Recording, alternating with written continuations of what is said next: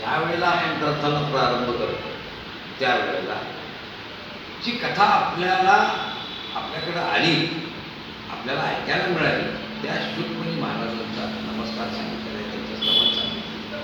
यंप्रवर्जंत मनोभेदम अभेद कृत्यम पायनो विरह कातर आदिभाव पुत्रेति तन्मयतया तरो विनेदु तं सर्वभूतहृदयं मुनिमानतोऽस्मिन् यस्वानुभावमखिलश्रुतिसारमेकं मध्यात्ममतितीर्षतां तमोऽन्धं संसारिणां याः पुराणमह्यं तं व्याससूनु मुकुयामि गुरुमुनीनाम् इथपर्यंत हे त्यांना नमस्कार.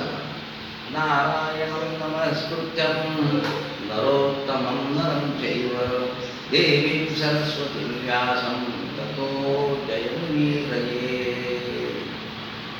ही भागवताची प्रारंभिक श्लोक. आता भगवंताचा आपण भजन करा.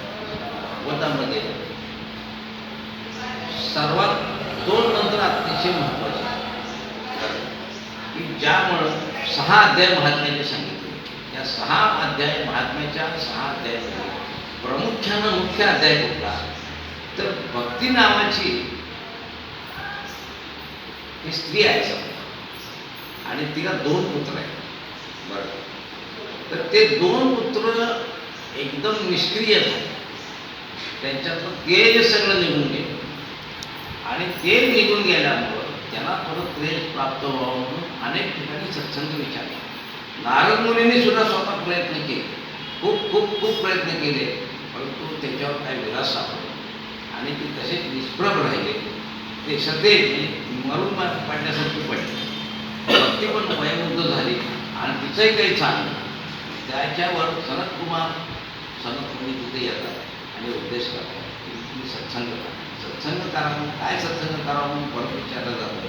तर तो मंत्र सांगितलेला आहे. तो मंत्र आहे श्रीकृष्ण गोविंद हरे मुरारे हे